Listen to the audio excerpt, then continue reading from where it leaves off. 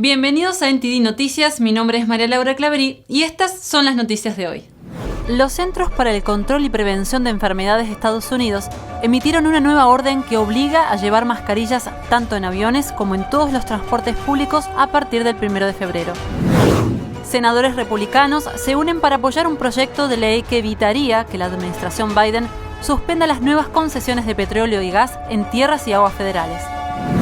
En solo 9 días, el presidente Biden firmó 40 órdenes ejecutivas, más que cualquier otro presidente en la historia de Estados Unidos. Esto despertó la preocupación por la forma en que dirigirá durante su mandato.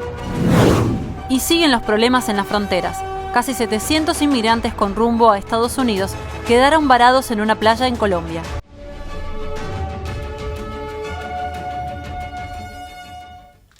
Los Centros para el Control y la Prevención de Enfermedades de Estados Unidos emitieron nuevas medidas sobre el uso de mascarillas tras la orden de Biden de tomar acciones inmediatas para frenar la propagación del virus. Los CDC emitieron el viernes por la noche una orden que exige el uso de mascarillas en aviones y transporte público. Esta orden entrará en vigor desde el 1 de febrero. La orden no se aplica a los autos privados ni a los camiones comerciales conducidos por un único operador. Este mandato de los CDC se da tras el mandato del presidente Biden que obliga a las agencias a tomar medidas inmediatamente para exigir mascarillas en las estaciones de transporte público y en los centros de tránsito. Las autoridades americanas están evaluando tomar más medidas para luchar contra la propagación del coronavirus en medio de los temores por la propagación de una variante más contagiosa y potencialmente resistente a las vacunas, la cual se identificó por primera vez en Sudáfrica y que apareció en Estados Unidos esta semana. Incluso mientras se abren más centros de vacunación como el campo de béisbol Fenway Park en Boston, el despliegue de las vacunas en Estados Unidos se ha visto obstaculizado por la falta de suministro, algo que el presidente Biden prometió solucionar. Puedo anunciar que aumentaremos las distribuciones semanales de vacunas a los estados, tribus y territorios, de 8.6 millones de dosis a un mínimo de 10 millones de dosis, a partir de la próxima semana. Eso significa un aumento de 1.4 millones de dosis por semana. Así que esto va a permitir que millones de estadounidenses más se vacunen antes de lo previsto. Los viajes internacionales han sido de especial interés, ya que también se están propagando otras 2 variantes del COVID-19 procedentes del Reino Unido y Brasil. Esta semana, Estados Unidos implementó el testeo de COVID-19 obligatorio para casi todos los pasajeros internacionales. Sin embargo, una coalición de grupos empresariales y sindicatos de Estados Unidos relacionados con los viajes han instado al gobierno de Biden a no ampliar las pruebas obligatorias para los vuelos nacionales. En una carta enviada al presidente el viernes, el grupo afirmó que la imposición de nuevos requisitos de pruebas COVID-19 para los viajeros de vuelos nacionales no está justificada. Un grupo de senadores republicanos están apoyando un proyecto de ley en respuesta a la decisión de la Casa Blanca de suspender la explotación de petróleo y gas en tierras federales. Veamos los detalles. Al menos la mitad de los republicanos en el Senado se están uniendo para apoyar un proyecto de ley que evitaría que la administración Biden suspenda las nuevas concesiones de petróleo y gas en tierras y aguas federales sin aprobación del Congreso. La senadora Cynthia Lummis presentó el proyecto Ley de Protección de Nuestra Riqueza de Recursos Energéticos Power 2021, luego que Biden firmara una orden ejecutiva que pone fin a las nuevas concesiones mineras y energéticas en tierras federales. Antes de presentar el proyecto de ley, Lummis calificó la orden del presidente como destructiva para el empleo y la economía de su estado y del país. El senador Ted Cruz celebró la legislación diciendo que el sector energético necesita el apoyo de la administración Biden, no su desprecio, y que deben evitar que cualquier administración lo paralice. Escribió: "Estoy orgulloso de apoyar esta legislación que luchará contra la agenda ambiental radical de la administración Biden y ayudará a nuestra industria energética a prosperar apoyando a cientos de miles de empleos de trabajadores de cuello azul". Por su parte, la senadora Shelley Moore dijo que la legislación Power 2021 crea una revisión necesaria sobre el Poder Ejecutivo y se asegura de que las decisiones como esta sean objeto de debate en el Congreso y no se firmen precipitadamente. También dijo que es una forma de defender el sustento y los ingresos de las familias estadounidenses en medio de la pandemia. La decisión de Biden de detener la explotación de petróleo y gas es parte de su estrategia para abordar la crisis climática. Sin embargo, ha desatado las críticas tanto de republicanos como de demócratas, e incluso una demanda de un grupo de productores de combustibles fósiles. La organización Trump se encuentra bajo escrutinio. Ahora un juez federal le ha pedido que entregue documentos fiscales por presuntas irregularidades. Veamos el informe. El juez de la Corte Suprema, Arthur Engoron, ordenó este viernes a la organización Trump que entregue documentos a la fiscal general de Nueva York, Letitia James. James acusa a la organización de presuntamente manipular el valor de los activos del expresidente para garantizar préstamos y obtener beneficios fiscales. La orden pide a la firma que representa a la organización Trump, Morgan Lewis, que entregue a la fiscal todos los documentos marcados como no privilegiados por el tribunal. Morgan Lewis marcó las comunicaciones como privilegiadas, pero la Corte determinó que muchos documentos eran de naturaleza comercial, no de asesoramiento legal. La oficina de James calificó la decisión del juez como una victoria de la justicia y el Estado de Derecho. La fiscal general prometió investigar a la organización Trump mientras hacía campañas para su puesto. Por esta razón, el abogado de la organización dijo que la investigación tiene que ver con intereses políticos. Un juez federal extendió la orden que bloquea la suspensión de deportaciones del presidente Biden. Dice que quiere saber si la medida dejaría a extranjeros criminales en libertad. Veamos los detalles. El juez de distrito de Estados Unidos, Drew Tripton, ordenó este viernes extender el bloqueo a la suspensión de deportaciones del presidente Biden por 2 semanas. Dijo que decidió extender la orden para revisar el caso adecuadamente. Tripton, un juez nominado por Trump, dijo que quiere indagar sobre el acuerdo que obliga al gobierno federal a notificar a Texas con 180 días de anticipación antes de cambiar la aplicación de la ley de inmigración en el estado. También desea saber si la suspensión de las deportaciones haría que las personas acusadas de delitos graves quedarían libres. El fiscal general de Texas, Ken Paxton, quien presentó el caso, dijo que la suspensión de las deportaciones de Biden ignoraba los principios constitucionales básicos y su promesa de cooperar para abordar las preocupaciones relacionadas con la inmigración. Un análisis del Centro de Estudios de Inmigración descubrió que la orden ejecutiva firmada por Biden suspendería el 85% de todas las deportaciones de inmigrantes criminales. Los extranjeros condenados por delitos sexuales, violencia doméstica, los que cometen fraudes con tarjetas de residencia y un sinnúmero de delitos menores estarían a salvo de ser expulsados de Estados Unidos, según el informe. Un grupo de senadores republicanos hacen frente a la inmigración ilegal y presentan una legislación para impedir que los estados permitan que extranjeros ilegales obtengan licencia de conducir. 7 senadores republicanos introdujeron este jueves un proyecto de ley para bloquear ciertos fondos federales asignados a los estados santuarios que permiten a los inmigrantes ilegales obtener licencias de conducir. La senadora de Tennessee, Marsha Blackburn, junto con otros 6 senadores, entre ellos Ted Cruz de Texas y Tom Cotton de Arkansas, presentaron el proyecto de ley. Blackburn dijo en un comunicado que ningún pueblo de Estados Unidos está a salvo de criminales y terroristas si no se vigilan nuestras fronteras y no se cumplen plenamente las leyes federales de inmigración. No debemos recompensar a los extranjeros ilegales con licencias de conducir cuando ellos no siguen el proceso legal adecuado. Este proyecto impediría la concesión de fondos del Programa de Asistencia Judicial del Departamento de Justicia para los Estados Santuario. Según Blackburn, los estados que emitieron licencias de conducir a inmigrantes ilegales recibieron más de $53 millones en asistencia judicial en el año fiscal 2020. En febrero del año pasado, Blackburn y el representante republicano Ken Buck presentaron una legislación similar tanto en la Cámara como en el Senado, pero este no llegó al pleno de la Cámara por falta de votos. Sin embargo, Buck anunció que volverá a presentar el proyecto de ley este lunes. Actualmente, 15 estados más el Distrito de Columbia han aprobado leyes para permitir que los inmigrantes ilegales obtengan licencias de conducir. Entre ellos están California, Nueva Jersey, Nuevo México y Nueva York. El gobernador de Nueva York, Andrew Cuomo, permitirá que los restaurantes de la ciudad abran al 25% de su capacidad, pero algunos propietarios de restaurantes dicen que no es suficiente. Los restaurantes quieren un periodo de tiempo para que puedan notificar a los trabajadores, puedan ponerse al día para que los clientes puedan comer adentro, pedir suministros, etc.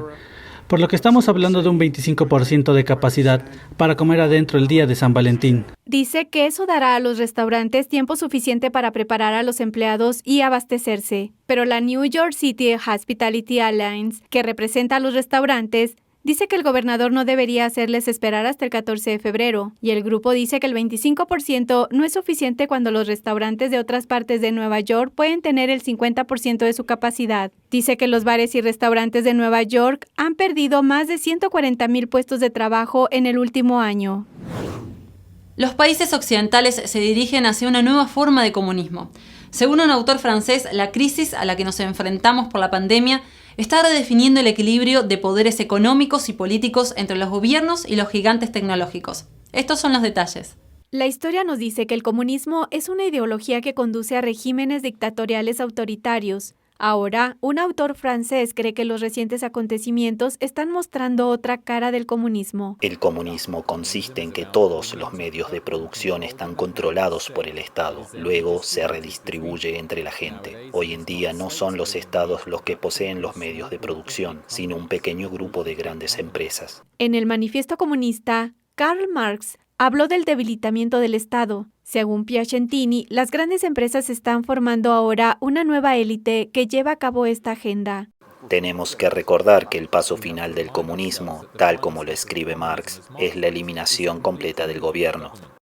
Según el índice S&P 500, la bolsa terminó el año 2020 en máximos históricos. Mientras tanto, las cifras de los CDC indican el auge del virus y los datos del censo muestran un mayor nivel de desempleo. 1 de cada 8 estadounidenses declara no tener suficiente comida para alimentarse. Esto supone una brecha entre un pequeño grupo de personas propietarias de las grandes empresas y el resto de la población. Lo que quiero decir es que las altas finanzas influyen ahora en la política y no al revés. Vemos que las normas de la Unión Europea dedican más apoyo al poder financiero que a proteger los derechos de las personas. El debate sobre la influencia de las grandes empresas tecnológicas no es nuevo. Piacentini dice que Twitter, Facebook y YouTube, prohibiendo las cuentas de Trump y de los conservadores, es solo el principio.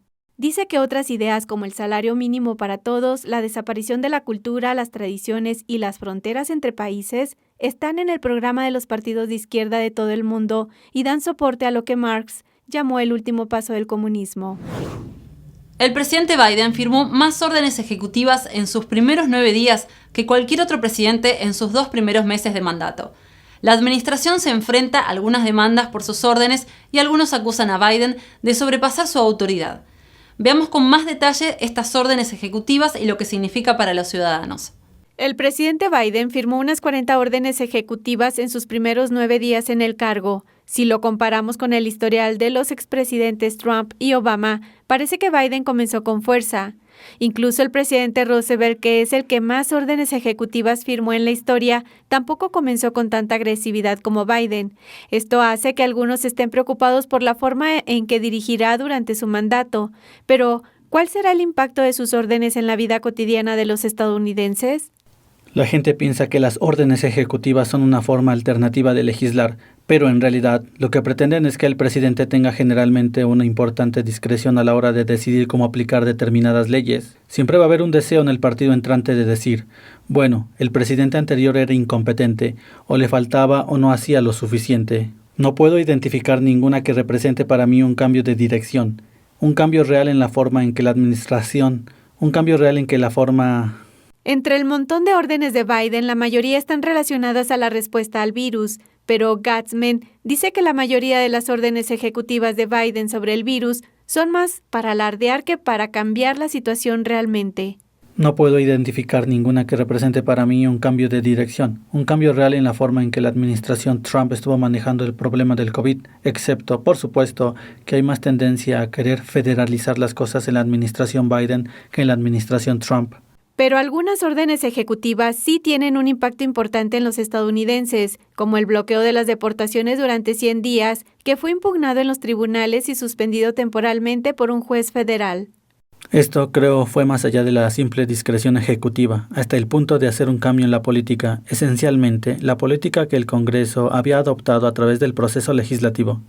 Otra orden importante que tendrá un impacto directo en los estadounidenses es la prohibición de Biden de contratos de energía, que también fue impugnada en los tribunales.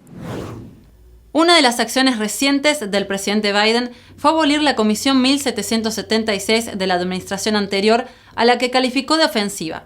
¿Pero qué era la Comisión 1776? La persona que lideró el proyecto conversó en el programa American Thought Leaders sobre la comisión y el motivo por el que se creó.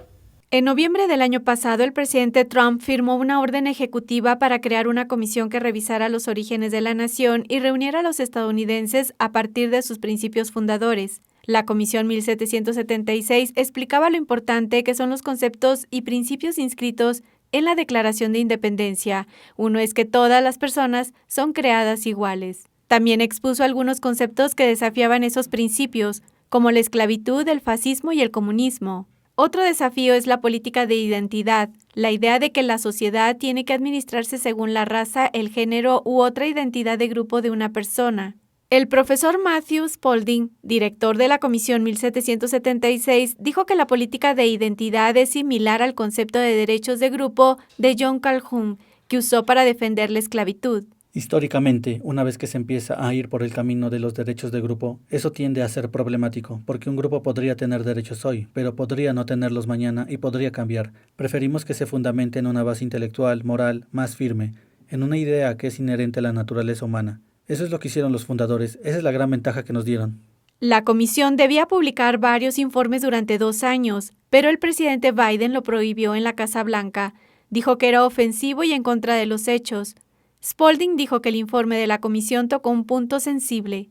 Creo que la nueva administración quería ir en una dirección diferente en cuanto a asuntos de política, como por ejemplo la equidad dentro del gobierno federal, que creo que es de lo que en realidad se trataba la orden ejecutiva, pero para llegar a eso tuvieron que separar y cortar por las rodillas, por así decirlo, este otro argumento, que es el informe de la comisión y la comisión en sí. Los críticos de la Comisión 1776 dicen que es incorrecta y que Estados Unidos está basado en una mentira. Sostienen que los fundadores de Estados Unidos no ayudaron a acabar con la desigualdad y que tampoco pretendían hacerlo. Pero la comisión informa que personalidades como Abraham Lincoln y Martin Luther King recurrieron a los principios de la Declaración en sus esfuerzos por acabar con la injusticia racial y construir una unión más perfecta. Y ese fue el principio que influyó no solo en la abolición y el movimiento contra la esclavitud que comenzó en este país, que más tarde influyó en el sufragio de las mujeres, el primer movimiento de derechos civiles, el movimiento a favor de la vida. Hoy en día, el anticomunismo, todo está motivado por volver al principio, y esa es realmente la fuerza motriz de la historia estadounidense que nos ha llevado a nuestro gran éxito. Spalding dijo que al abolir la comisión, en realidad atrajo más atención hacia ella. La comisión todavía está disponible en el sitio web de la Universidad de Hillsdale y en otras instituciones. Si le gustan los cachorros, Snoop Dogg y Martha Stewart, pues le encantará el Super Bowl del próximo domingo. Los dos artistas serán los anfitriones del Puppy Bowl del 2021 y sus propios perros también participarán. Antes del partido, el rapero y la ícono culinaria organizarán concursos para crear el aperitivo perfecto para una fiesta perruna y un cóctel para cachorros con temática del Super Bowl. Snoop y Martha lucirán camisetas naranjas y azules para apoyar al equipo Pelusa y al equipo Ladrido. El Puppy Bowl pretende simular un partido de fútbol americano donde los cachorros jugarán dentro de un pequeño estadio. Todos los perros vienen de albergues y el evento ayudará a crear conciencia sobre la adopción. El Puppy Bowl se emitirá antes del Super Bowl el 7 de febrero en Animal Planet y en Discovery Plus. Varios inmigrantes con rumbo a Estados Unidos quedaron varados en una playa caribeña de Colombia en un intento del país por frenar la propagación del virus del PSC. Cerca de 700 inmigrantes con destino a Estados Unidos quedaron varados en las playas colombianas de Necolí en Antioquia por el cierre de fronteras debido al COVID. Ahí se encontraron cerca de 680 migrantes irregulares. En su mayoría son ciudadanos haitianos, se trata de 647 de ellos que venían provenientes de Brasil y de Chile. También se encontraron 23 cubanos, 8 personas de Burkina Faso, 4 de Senegal, 3 de Ghana, 1 de Camerún, 1 de la República del Congo, 1 de Guinea y 1 de Somalia. Según la Agencia de Migración, los inmigrantes esperan pasar por el peligroso tapón del Darién hacia Panamá y luego enrumbar hacia Estados Unidos. De acuerdo con Espinosa, más de 500 inmigrantes llegaron a la zona para que se les permitiera viajar a Panamá. Sin embargo, el director de la agencia dijo que tanto Colombia como Panamá han cerrado sus fronteras y que se intensificarán los controles fronterizos con Ecuador para impedir la entrada de más inmigrantes. Las fronteras en Colombia están cerradas desde marzo de 2020 y se mantendrán en vigor hasta al menos el 1 de marzo. Según las estadísticas de la agencia, se deportó a unos 3.800 inmigrantes ilegales el año pasado, siendo la mayoría de Haití. El Ministerio de Salud de Colombia confirmó este viernes más de 10.000 nuevos casos del virus del PSC y cerca de 400 nuevas muertes debido a la pandemia. El virus del PSC sigue afectando al mundo. Esta vez dio un golpe duro en California. Y Taiwán registró una nueva muerte luego de varios meses. Aquí les dejamos más detalles de la situación mundial a causa de la pandemia. California superó las 40.000 muertes a causa del COVID, según los datos de la Universidad Johns Hopkins. Las muertes están aumentando a un ritmo récord tras la reciente disminución de casos y hospitalizaciones. Desde que se detectó el virus por primera vez, 1 de cada 1.000 californianos ha muerto. Este sábado, el gobernador de Maryland, Larry Hogan, informó que la nueva cepa del virus del PSC llegó al estado. El caso implica a un hombre de Baltimore quien no ha viajado fuera del país. Las autoridades están rastreando sus contactos potenciales para testearlos y ponerlos en cuarentena. Y el congresista demócrata de Massachusetts, Stephen Lynch, dio positivo al COVID-19 tras recibir 2 dosis de la vacuna de Pfizer. La empresa dice que su vacuna tiene un 95% de efectividad en quienes no tienen una infección previa de 7 días o más tras la segunda dosis. El ministro de Sanidad de Noruega, Bent Høie, dijo este sábado que se permitirá la reapertura gradual de algunos comercios y actividades recreativas a partir del 3 de febrero, luego de que se aplicaron medidas estrictas en la capital por el brote de la nueva variante del virus en Gran Bretaña. Y en Taiwán se reportó la primera muerte a causa del COVID luego de 8 meses. Una mujer de 80 años con problemas de salud subyacentes falleció luego de infectarse con el virus del PSC debido a un brote local en un hospital. Por otro lado, la Administración de Alimentos y Medicamentos FDA le confirmó a The Epoch Times que no tiene planes de desarrollar una base de datos para las muertes o efectos adversos vinculados a la vacuna. Más de 3.000 pacientes han sufrido efectos adversos luego de recibir la vacuna contra el virus del PSC, incluidos 106 que han sufrido una discapacidad permanente, según reportó la agencia. Y ahora pasamos con Julián Bertone, quien nos trae las noticias sobre China. El hijo de una víctima del virus del PSC en Wuhan está pidiendo reunirse con el equipo de expertos de la Organización Mundial de la Salud que está de visita en la ciudad. El hijo de la víctima dice que los investigadores del organismo deberían hablar con las familias afectadas que están siendo silenciadas por el Partido Comunista Chino. Zhang Hai es un hijo de una víctima del virus del PSC en Wuhan. Cree que es muy importante que los expertos de la OMS hablen con las familias afectadas que están siendo silenciadas por el PSC. El equipo de expertos está visitando Wuhan, el epicentro de la pandemia iniciada el año pasado. Los miembros del equipo podrán hablar con científicos chinos, pero no está claro si se les permitirá reunir pruebas o hablar con las familias afectadas. Si solo consideran la información preparada por las autoridades de la ciudad de Wuhan y la provincia de Hubei, solo podrán suponer que la propagación comenzó en enero del año pasado, sin mencionar la búsqueda de la fuente, incluso el momento en que el virus comenzó a propagarse. Todo sería engañoso. Solo escuchando las experiencias de los familiares de las víctimas podrán comprender mejor la cronología del brote y averiguar el verdadero origen. La visita de la OMS fue aprobada por el PSC tras meses de negociaciones. Zhang dice que la OMS es fácilmente influenciada por las autoridades chinas y espera que estos expertos no se conviertan en una herramienta para difundir las mentiras del régimen. Me gustaría reunirme con la OMS para que escuchen las experiencias de estas familias. Al mismo tiempo, espero que puedan utilizar sus acciones y hechos para cambiar la percepción que la gente tiene de la organización. Como organización internacional, deberían tener su independencia y su propio rigor. El padre de Zhang murió a causa del virus el 1 de febrero de 2020. Ocurrió después de que viajara a Wuhan y se infectara en la ciudad. Zhang dice que si las autoridades no hubiesen encubierto la pandemia, él no habría llevado a su padre a Wuhan. Por esto califica el encubrimiento del régimen como un acto criminal y no quiere que la OMS vaya a China solo para ayudar a encubrir estos crímenes. Hasta ahora el gobierno local de Wuhan ni siquiera reconoce su encubrimiento ni que mató a personas. Tampoco ofreció una mínima disculpa. Si la OMS se deja influenciar por ellos y dice algo que no es cierto, será más difícil para nosotros denunciar y responsabilizar a las autoridades. Debo recordar a los expertos de la OMS, si montas un espectáculo, sigues un plan y luego dices unas palabras que no son verdaderas, esto va a quedar en los libros de historia y tus palabras tendrán cierta responsabilidad y consecuencias. Familiares de otras víctimas del virus intentaron demandar a las autoridades, pero todos ellos fueron reprimidos. Justo después de que los expertos de la OMS llegaran a China este mes, familiares de víctimas del virus vieron cómo un grupo de chat que habían formado fue eliminado de las redes sociales.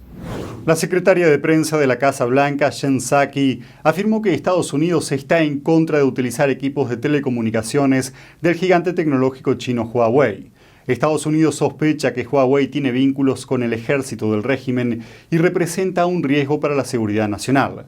Las declaraciones surgieron después de que un periodista cuestionara si la nueva administración está adoptando un enfoque más matizado hacia China. El periodista mencionó que la candidata a secretaria de Comercio se negó a incluir a Huawei en la lista negra. Is this some kind of caving into China, or is that a nuanced way to deal with China? So I think the second reference, I think, was to Huawei, right? And then yes.